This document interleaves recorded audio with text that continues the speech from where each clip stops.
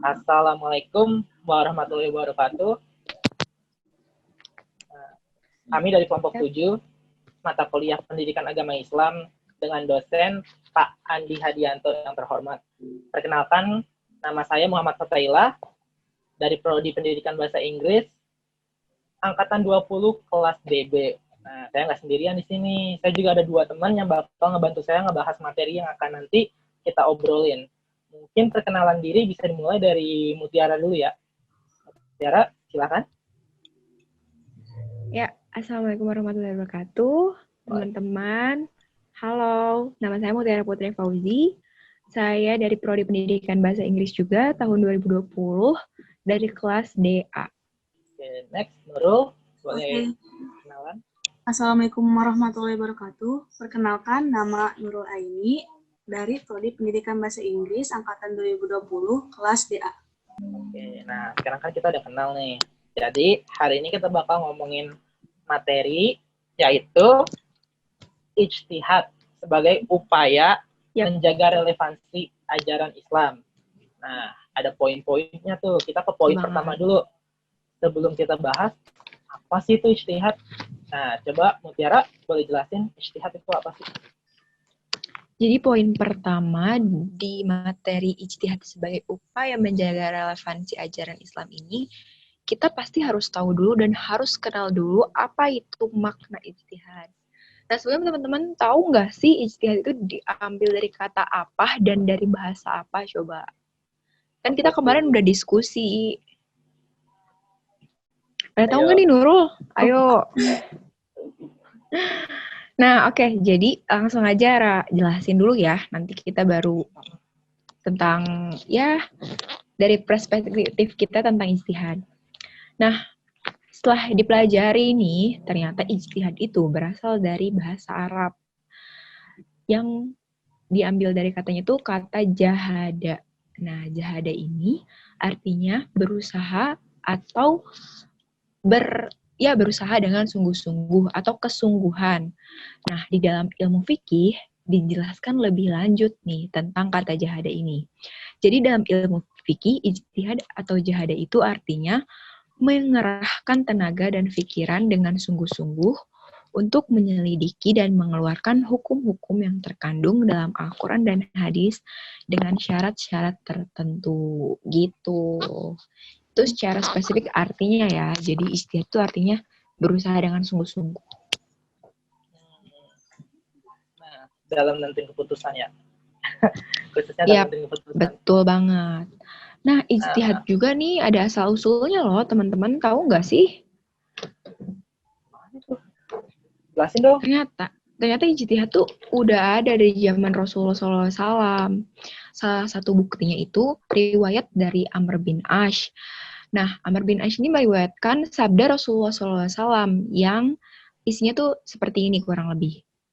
Jadi Rasulullah SAW pernah bersabda bahwa apabila ada seorang hakim menghakimi, lalu kemudian dia berijtihad dan ternyata ijtihadnya ini benar, dia itu mendapat 2 pahala. Sedangkan apabila seorang hakim menghakimi lalu dia berijtihad, tetapi ijtihadnya salah, dia memperoleh 1 pahala. Gitu teman-teman. Jadi ijtihad tuh nggak ada ruginya sama sekali. Iya, kalau kita benar dapat pahala 2, kalau salah tetap dapat pahala. Jadi nggak ada salahnya lah buat berijtihad. Nah, malah disunahkan untuk berijtihad. Nah, kita kan udah tahu ya makna ijtihadnya udah jelasin dari Mutiara. Nah, sekarang kita bakal ngebahas fungsi dan kedudukannya. Masih di poin yang sama, poin 1. Tapi kita bakal bahas fungsi dan kedudukan. Kira-kira Nurul boleh dijelasin?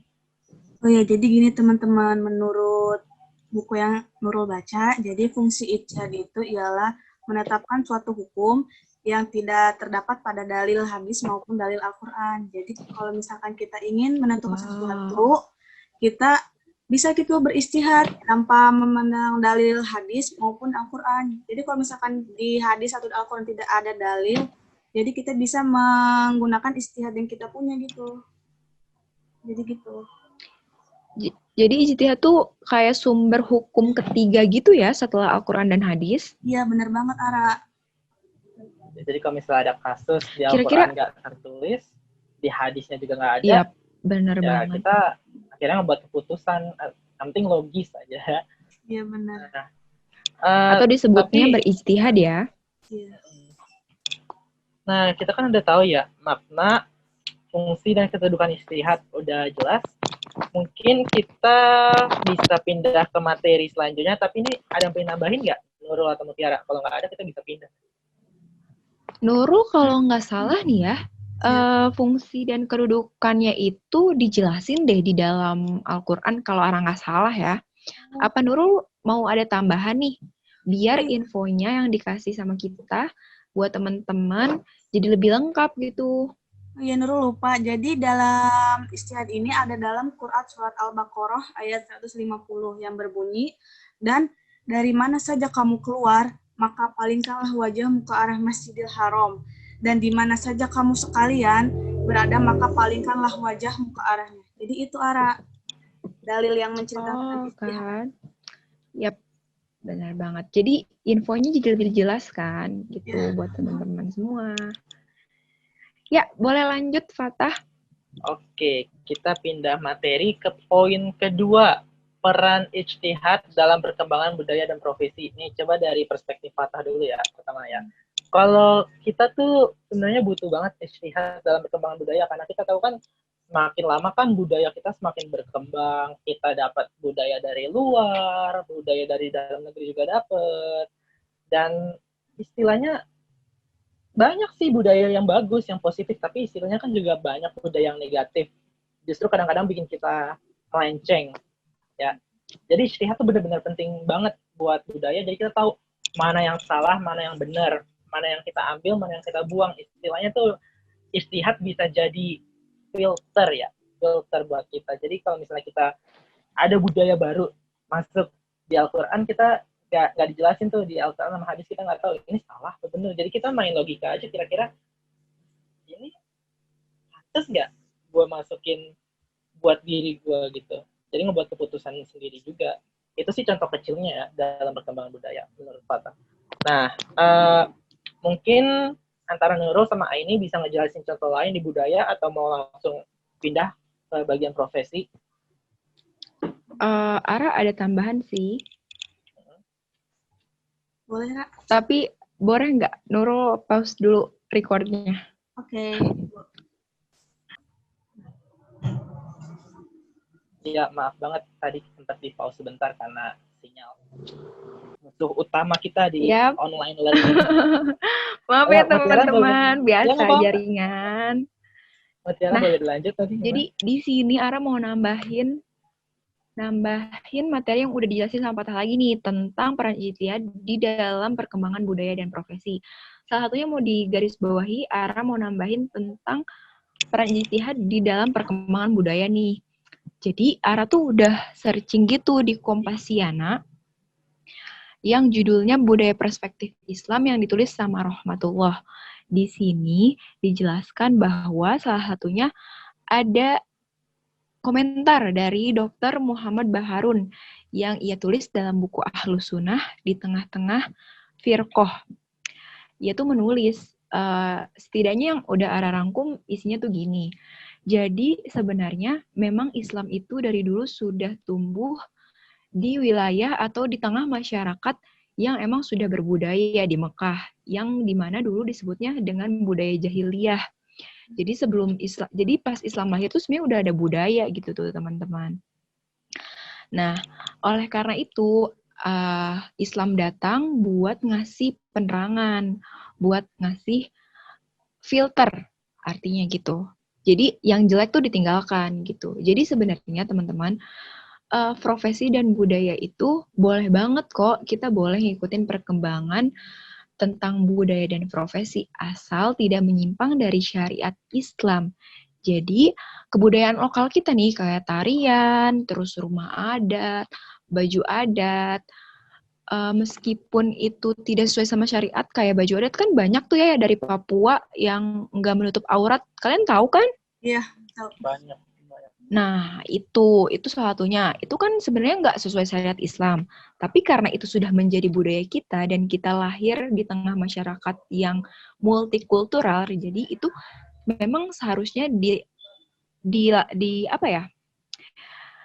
Dilestarikan gitu sepanjang tidak keluar dari konteks kita sebagai umat Islam, tidak melenceng dari konteks syariat agama gitu tuh. Tidak ada penyimpangan agama. Jadi selama tidak ada penyimpangan agama dan tetap berpegang teguh kitanya pada syariat Islam, maka boleh aja kok untuk mengikuti perkembangan budaya dan pekerjaan, teman-teman. Gitu. Terima kasih Ara penjelasannya. Yap, sama-sama. Menarik sekali ya ternyata untuk dibahas. Menarik banget. Yap. Nah, jadi kita udah ngerti ya soal peran ijtihad dalam perkembangan budaya dan profesi. Nurul ada tambahan atau mungkin kita bisa pindah ke materi selanjutnya? Mungkin tidak aja deh. Nggak ada ya, berarti kita udah jelas nih, udah pada ngerti. Kalau ijtihad itu apa sih benar-benar penting dalam budaya. Jadi istilahnya kita kalau pengen ngikutin perkembangan budaya dan profesi, ya apa? Tapi balik lagi ke Mutiara yang bilang tadi, tetap bergantung sama syariat Islam. Nah, betul banget. Sekarang kita pindah ke materi poin ketiga. Poin ketiganya itu faktor-faktor yang melatar belakangi keanekaragaman ijtihad ulama. Jadi kan banyak tuh perbedaan keputusan, perbedaan fatwa antara ulama. Jadi faktornya itu apa aja sih yang bikin ada perbedaan itu gitu? Mungkin Nurul atau Mutiara atau Fatah dulu? Siapa dulu? Fatah boleh deh, soalnya tadi pendapatnya menarik. Ada tentang fatwa gitu. Ara kebetulan belum tahu tuh fatwa tuh maksudnya gimana gitu. Kita kan walaupun udah ada Al-Quran, tapi kita kan semua juga punya pengetahuan yang berbeda, level pengetahuannya juga berbeda. Jadi otomatis penafsirannya juga berbeda. Itulah kenapa dibutuhkan benar-benar dibutuhin orang yang tahu tentang agama. Makanya faktor utama yang bikin perbedaan ijtihad, keanekaragaman ijtihad itu karena emang perbedaan pendapat dan perbedaan pengetahuan. Nah, istilahnya apa ya? Kita nggak bisa gitu aja kayak nentuin suatu perkara. Oh, menurut gue lu salah, itu nggak bener ya? Enggak, kita harus tahu dulu dasarnya dari Al-Qur'annya dia salah nggak? Ada nggak hadis yang bilang kalau dia itu salah? Kita nggak bisa langsung mutusin gitu aja dong. Akhirnya ditunjuklah orang-orang yang benar-benar ngerti soal agama, contoh ulama, para fikih, dan akhirnya mereka debat soal perkara baru. Ini kira-kira yang boleh gimana, yang nggak boleh gimana, dan akhirnya diterjunin ke masyarakat keputusannya, dan keputusan itu dinamakan fatwa. Itu bentuknya ijtihad, tapi lupa itu ijtihad. Kias, bukan kias, tapi ada, cuma Fatah lupa itu ijtihad apa, tapi intinya hasil keputusan ulama itu dipanggil fatwa. Jadi istilahnya fatwa itu yang bakal nanti kita ikutin, yang bakal nanti yang dibolehin sama ulama, nih ajaran yang boleh diikutin, yang ini yang nggak boleh gitu. Kira-kira ada faktor-faktor lain nggak yang bikin perbedaan ijtihad itu ada, yang bikin perbedaan keberagaman ijtihad itu? Tiara atau Nurul? Mungkin? Ya, Nurul, sok. Mungkin Ara dulu deh. Oke, jadi menurut Ara sih, salah satunya juga kan hadis itu banyak ya. Salah satu faktor yang pengaruhnya itu kan hadis itu banyak ya teman-teman. Dan hadis juga macam-macam gitu jenisnya. Jadi karena setiap ulama adalah orang yang berbeda, pasti di dalam memahami dan memandang sebuah hadis atau suatu hadis itu pasti berbeda-beda juga kan. Jadi mungkin itu salah satu faktor keanekaragaman ijtihad di kalangan ulama gitu. Kalau Nurul? Kalau menurut Nurul sih, Nurul setuju sama pandangan Fatah sama Ara sih. Jadi Nurul itu apa ya? Jadi ijtihad itu adalah adanya kemerdekaan berpikir dalam Islam. Jadi Islam itu mungkin beranggapan bahwa berpikir itu dibebaskan aja gitu. Tidak melenceng gitu.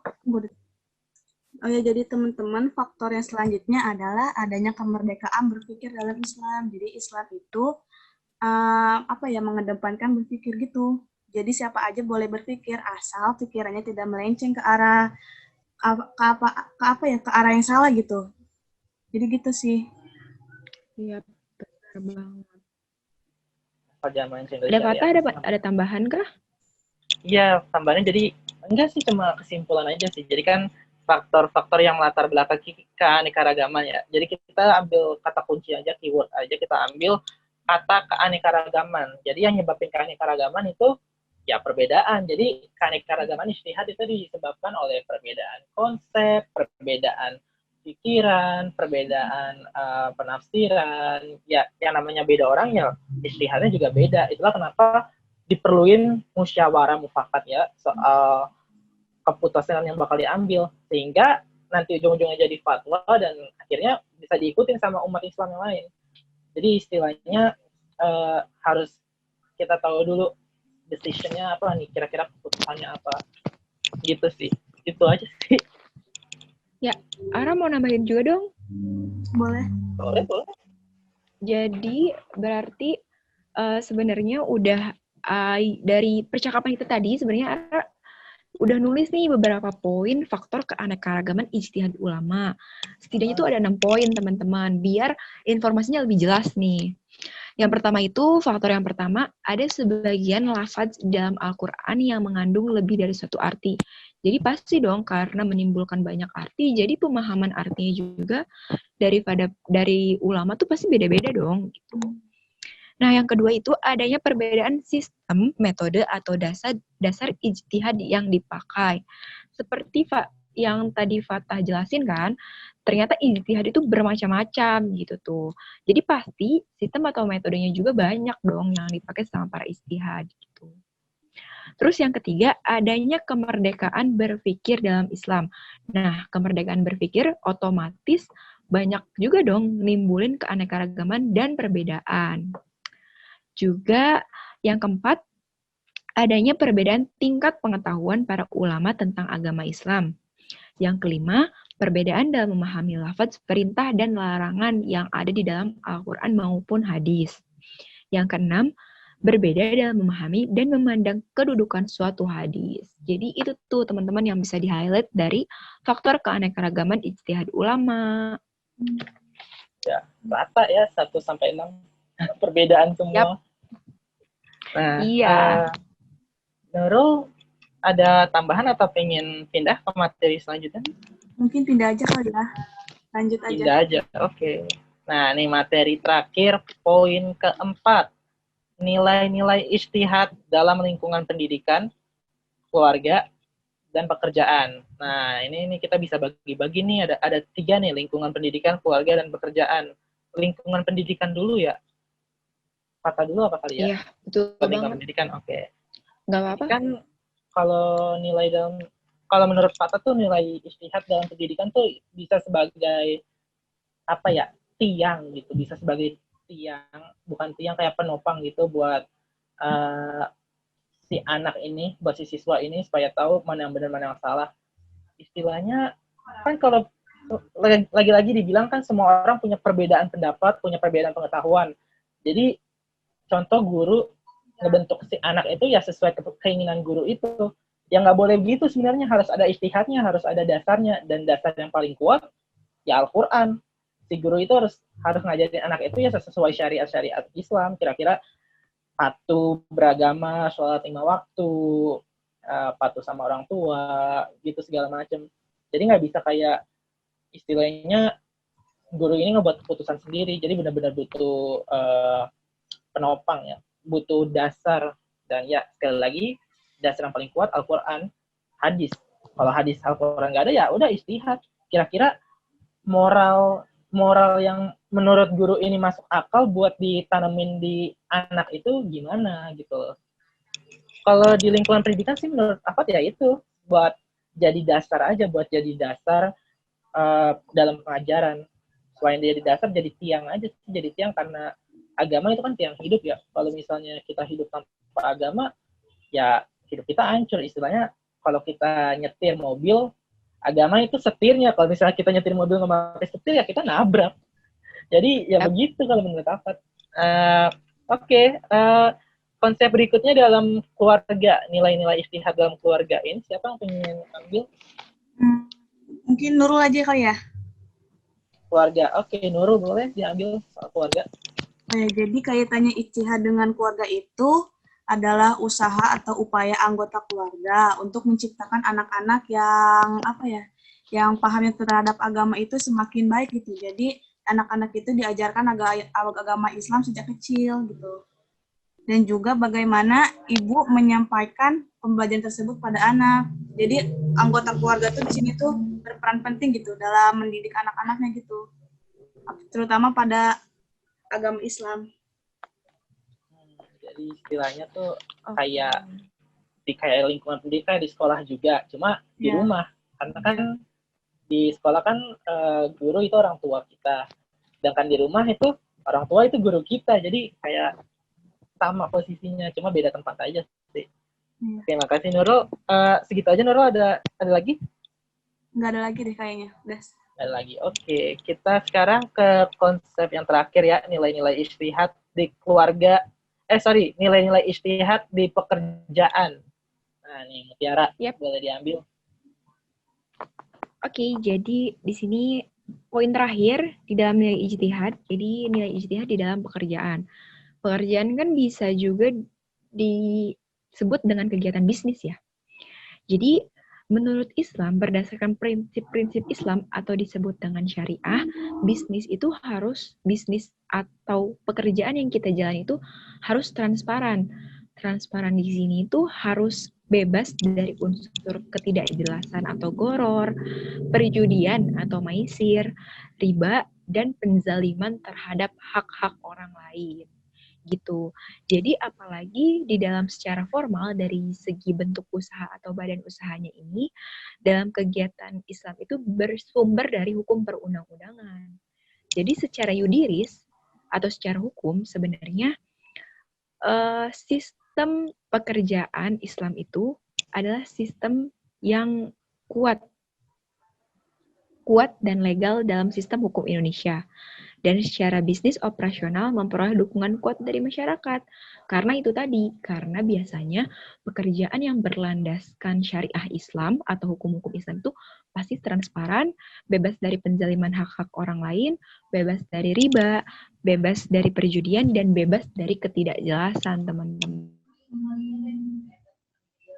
Jadi segalanya jelas menurut syariat Islam. Jadi istilahnya dalam pekerjaan benar-benar bersih ya. Jadi nanti kita ujung-ujungnya nggak kayak nggak makan uang haram. Soalnya kan banyak orang yang nggak ngerti, kayak main nanam saham aja tapi nggak ngerti hukumnya dalam Islam itu sebenarnya nggak boleh, kecuali emang ada ijtihad lain yang ditentuin sama ulama. Ya kita juga nggak terlalu ngerti kan soal ijtihad dalam dunia saham dan segala macam.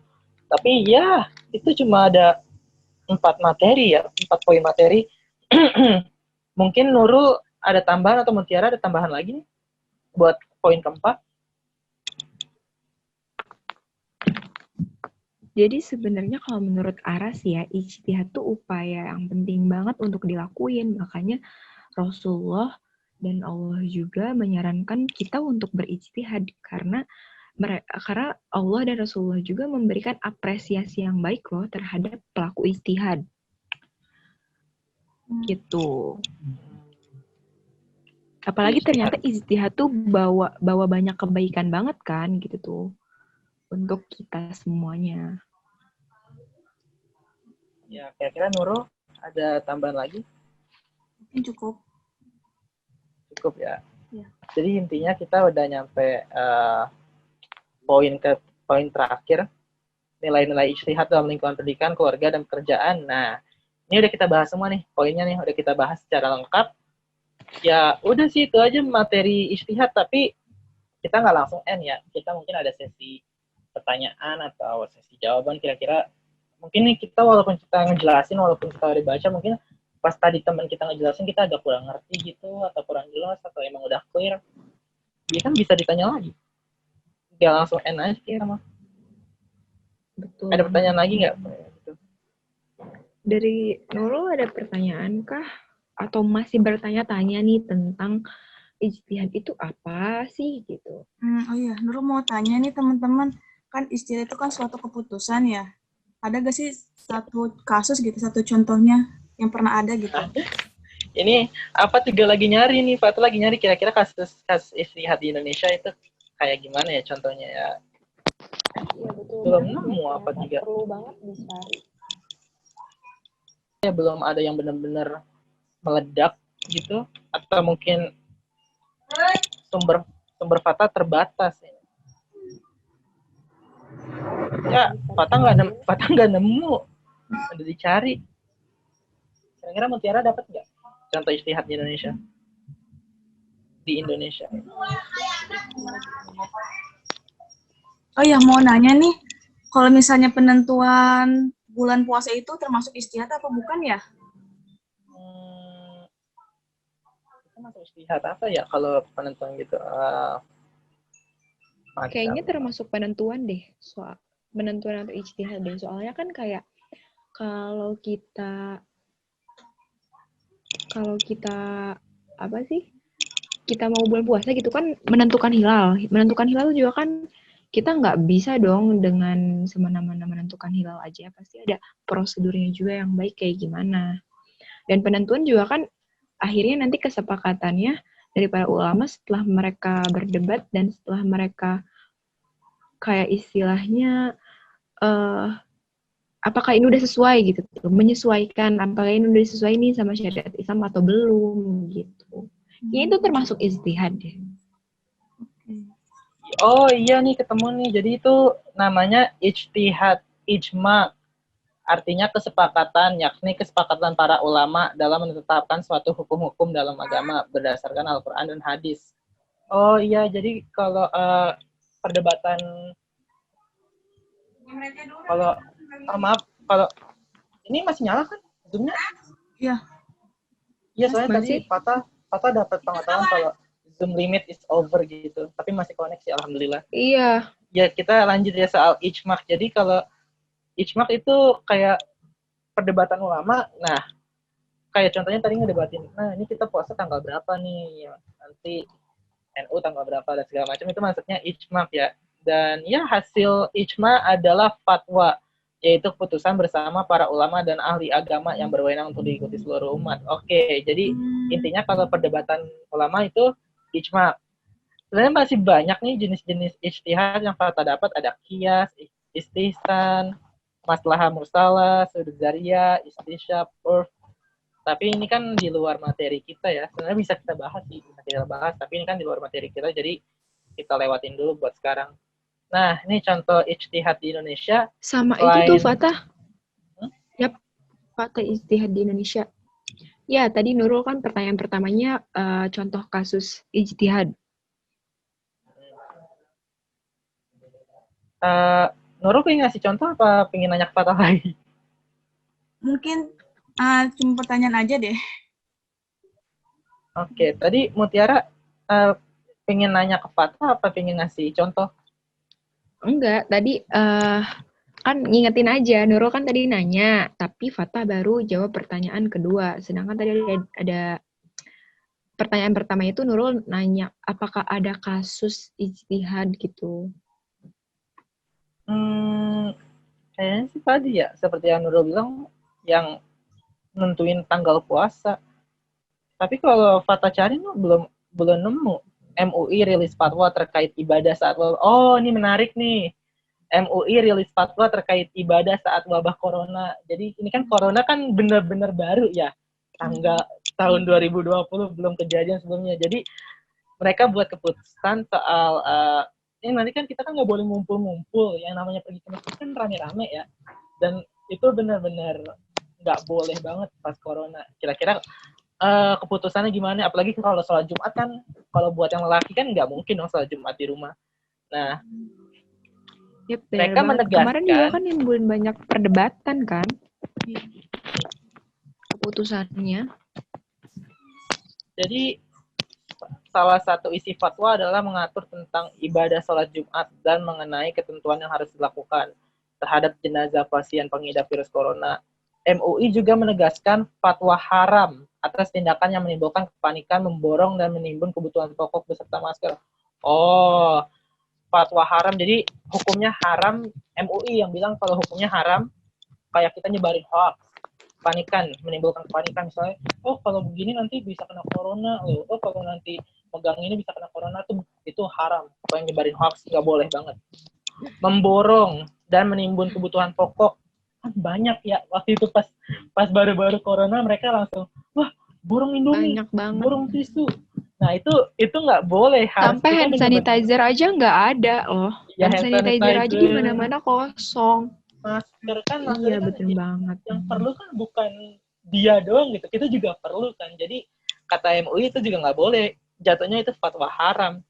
Menurut Ketua Dewan Fatwa MUI Hasanuddin, oh ini disahkan hari Senin. Nih katanya gini nih, dikutip ya dari dari Pak Hasanuddin langsung Ketua Dewannya. Tindakan yang menimbulkan kepanikan atau menyebabkan kerugian publik seperti memborong dan menimbun bahan kebutuhan pokok dan menimbun masker, hukumnya haram. Dia bilang sendiri. Jadi jangan suka ngebohongin orang, jangan bikin panik. Kedua, jangan maruk, jangan serakah. Kita semua butuh gitu loh. Nah, ini lengkap banget nih. Ini kita bahas aja ya. Kita masih banyak waktunya sampai jam 1. Seperti apa isi fatwa lengkap MUI terkait wabah COVID-19? Ketentuan hukum. Nih, Fatwa bacain ya buat ketentuan hukumnya. Ketentuan hukum yang pertama, setiap orang wajib melakukan ikhtiar, menjaga kesehatan dan jauhi setiap hal yang diyakini dapat menyebabkan terpapar penyakit. Karena hal itu merupakan bagian dari menjaga tujuan pokok beragama. Oh, jadi ketentuan hukum yang pertama, kita benar-benar wajib buat physical distancing, buat benar-benar ngebatasin secara fisik. Pokoknya kalau misalnya kita tahu hal itu bisa nyebabin corona, hal itu bisa nyebabin kita kena virus, kita jauhin. Itu wajib. Nah, Fatah, menarik nggak sih tuh? Itu tuh kalau menurut Ara ya, bagian dari ijtihad loh.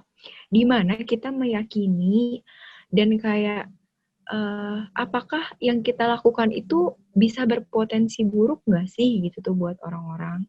Nah, iya. Jadi ini sebenarnya udah masuk Quran atau hadis kayaknya belum ya kalau soal virus kayak gini dan sehingga ngeganggu. Iya, jadi ini kayaknya dibuat berdasarkan ini pikiran logis para ulama sendiri, kira-kira yang bisa berakibat buruk itu kayak gimana. Jadi mereka ngebuat ketentuan ini. Ini maksudnya ijtihad juga ini. Orang yang telah terpapar virus corona, ini ketentuan hukum nomor 2 ya. Orang yang telah terpapar virus corona wajib menjaga dan mengisolasi diri agar tidak terjadi penularan pada orang lain. Iya, jadi intinya semua keputusan yang mereka buat di sini tuh buat kebaikan yang lain, buat kita. Mereka pakai logis kira-kira buat kebaikan kita semua gitu. Walaupun nggak masuk banget ke tujuan ijtihad ya. Tujuan ijtihad supaya bisa apa ya istilahnya? Patah tahu timbulin tapi kebaikan lah. Ya, timbulin kebaikan. Ya. Itu akhirnya lengkap banget ini. Ada fatwa wajib, ada fatwa haram. Tapi kalau misalnya kita bahas semua, ini agak lama. Kita langsung pindah aja ke ketentuan penutupnya. Jadi tadi hukum-hukum yang tadi tuh berlaku pada tanggal yang ditetapkan dengan ketentuan jika di kemudian hari ternyata dibutuhkan perbaikan nasional. Oh, enggak, ini cuma kesimpulannya aja. Ya, jadi intinya itu salah satu contohnya ya. Kita balik ke poin awal. Salah satu contohnya ya ini ketentuan soal sholat Jumat pas corona, dan itu juga MUI serukan warga sholat Idul Fitri di rumah. Jadi MUI suruh kita sholat Idul Fitri di rumah. Waktu itu corona pas lagi Idul Fitri ya, udah mulai lagi puasa juga nggak sih? Kalau orang rasanya perasaan terawih di rumah deh. Iya, terawih di rumah. Iya, waktu itu ya. Ya kan? Pernah, iya. Waktu itu juga diajak terawih kan sama teman Fatah. Masjidnya terawih. Lah, bukannya nggak boleh ya, kan corona gitu. Akhirnya udah jelas nih. MUI langsung yang ngomong sholat tarawih di rumah. Ternyata banyak banget contoh kasus ijtihad ini ya, apalagi di era pandemi kayak gini. Ternyata udah banyak banget loh hasil ijtihad para ulama yang keluar. Ya soalnya bener lagi, apa sih istihad kan kita kayak ngebuat keputusan atas kasus yang baru ya, perkara yang baru. Dan ini corona baru, jadi pas banget gitu, pas banget kita ngebahas ini, dan ternyata emang muncul, oh iya corona kan baru gitu di tahun 2020, belum pernah terjadi sebelumnya. Akhirnya dibuat peraturan-peraturan baru, jadi istilahnya pas banget gitu. Dan peraturan-peraturan baru itu hasil ijtihad ternyata. Iya, hasil istihad sesuai topik yang lagi kita bahas. Nah, Sesuai banget. udah sih kayaknya itu aja, kita udah ngebahas udah ngebahas soal materinya ya, materi ijtihad sebagai upaya menjaga relevansi ajaran Islam. Kita udah bahas 4 poin, 4 poinnya, makna, fungsi, dan kedudukan ijtihad, udah. Peran ijtihad dalam perkembangbiakan profesi, udah dibahas. Faktor-faktor yang melatar belakangi keanekaragaman ijtihad ulama, tadi itu perbedaan, udah kita bahas juga. Yang terakhir, nilai-nilai ijtihad dalam lingkungan pendidikan, Fatwa udah bahas, keluarga, Nurul yang bahas, dan pekerjaan Ara. Ya, bahas. Udah, berarti 4 poin udah kita bahas semua, jadi kita tinggal narik kesimpulan aja, kesimpulan individu menurut kita ijtihad itu gimana sih, baiknya apa, buruknya apa, atau mungkin menurut kita ijtihad itu gunanya apa. Udah, habis narik kesimpulan, selesai. Boleh Kayaknya dari Nurul dulu deh. Soalnya boleh, Nurul kayaknya mulai berubah menjadi seseorang yang pendiam nih. ayo Rul. Ya menurut Gak Nurul. enak nih patah sama Mutiara dari tadi ngomong terus, gak enak juga sama Nurulnya. Kan kita sebenarnya diskusi bertiga. Ayo Rul, semangat. Keenakan ngedengerin tadi soalnya enak nyampainnya kalian. Apa, kita santai aja. Kita kan Jadi menurut Nurul saya kesimpulannya ijtihad itu diambil ketika dalil atau hadis yang ingin kita kita tentukan tidak ada gitu. Jadi ijtihad itu bisa kita ambil gitu. Selama tidak melenceng. Pas banget. Saya Pak bagus loh, itu pas banget sama bahasan kita semuanya, itu pas banget, on point. Mutiara ingin nyampein itu? Fatah dulu deh, kayaknya Ara masih menimbang-nimbang harus gimana ya nyampein kesimpulan gitu kalimat-kalimatnya. Kalau Fatah sih udah ada, cuma tadi kayak yang disampaikan Nurul bener-bener pas banget gitu. Iya banget, langsung ke intinya kan. Iya, jadi intinya kan ijtihad tuh pengambilan keputusan ya. Pengambilan keputusan kalau misalnya kasus baru, kita lihat ke Al-Quran nggak ada, kita lihat di hadis juga nggak ada, ya akhirnya kita buat keputusan yang berdasarkan moral, logis moral di pikiran kita. Dan iya sih, kayaknya ijtihad tuh benar-benar bermanfaat banget. Jadi kita tahu gitu jalan hidup kita tahu gitu mana yang salah, mana yang benar. Kalau menurut Fatah sih gitu ya, ijtihad itu perannya benar-benar penting, benar-benar solid banget di kehidupan. Istilahnya tuh udah kayak Al-Quran kan udah kayak tiang ya, yang buat kita ngambil keputusan itu udah kayak benar-benar penentu banget. Kalau istilahnya apa sih namanya? Bukan deh, kalau Al-Quran tuh kayaknya dasarnya kayak lantainya benar-benar penopang banget. Kalau misalnya hadis itu kayak bentuknya tuh kayak, jadi kalau nggak ada Al-Quran kita ambil hadis, tapi ijtihad ini udah kayak tiang aja. Kalau misalnya Al-Quran, hadis kita nggak ada gitu, kita nggak berani ngambil ijtihad, ya udah kita jahiliyah sampai sekarang, nggak tahu pingin ngapain. Nah ya, itu kalau pendapat Fatah ya. Kalau Ara nih yang terakhir, Ara. Kalau menurut Ara, ijtihad itu adalah suatu usaha, teman-teman. Jadi suatu usaha di mana kita ngelihat nih sesuatu ini nih sesuai nggak gitu, apakah melenceng atau enggak, apakah nantinya akan menimbulkan kebaikan atau keburukan buat orang-orang, dan itu pengambilan keputusannya secara sungguh-sungguh, secara benar-benar, dan nggak bisa dilakukan oleh sembarang orang. Harusnya dilakukan sama orang-orang yang udah berilmu tadi, kayak para ulama yang ngeluarin fatwa, kayak gitu-gitu. Jadi udah orang yang benar-benar paham dasar Al-Quran dan hadis gimana, jadi dia bisa nentuin atau hukumnya gitu tuh. Gitu sih teman-teman. Oke, jadi kalau kita kan udah ngerti ya, berarti udah ngambil keputusan, udah ngambil kesimpulan. Intinya kesimpulan kalau ijtihad tuh benar-benar penting dalam hidup. Jadi buat yang baru khususnya. Nah, udah. Itu aja sih endpoint kita. Kita udah ngebahas, ngebahas contoh kasus, udah ngebahas apa sih namanya, kesimpulan kita. Udah, ini benar-benar akhir podcast kita. Ya, jadi Nggak kerasa udah akhir. ya nggak kerasa banget. Emang asik ngebahasnya ini. Tadi ngebahasnya. Ya, alhamdulillah ya, kelar juga. Nambah pengetahuan. Ya bener banget. Jangan di end dulu loh. Kita ini pengen penutupan ya. Sekarang penutupan. Ya udah kalau gitu, udah sih ini akhir dari podcast. Kita dari kelompok 7 pamit undur diri. Saya Muhammad Fatailah. Saya Mutiara Putri Fauzi. Saya Nurul Aini. Nah, ya, Kita pamit. Mohon maaf kalau ada kesalahan kata atau misalnya kita kesalahan materi, karena ini kan juga hal yang baru kita pelajarin. Dan nanti juga kita mohon pencerahan lagi dari Pak Andi kalau misalnya ada yang salah atau apa gitu. Jadi nanti kita dijelasin lagi bagian mana yang harus kita mengerti. Tapi udah itu aja, kita semua dari kelompok 7 pamit undur diri. Nah, salamnya bareng apa satu orang aja deh? Satu-satu apa? Jangan lupa kasih tambahan juga, kita benar-benar membuka kritik dan saran ya dari teman-teman kelompok lain. Karena pasti podcast kita ini jauh dari kata sempurna kan, pasti ada kesalahannya. Kita belajar. Jauh banget. Ya, jadi komen aja langsung kalau aja. Ada kritik tambahan. Yap, betul. Jadi ini langsung salam aja ya. Ke salam penutup. Oke. Bareng-bareng. 1, 2, 3. Assalamualaikum warahmatullahi wabarakatuh. Dadah teman-teman.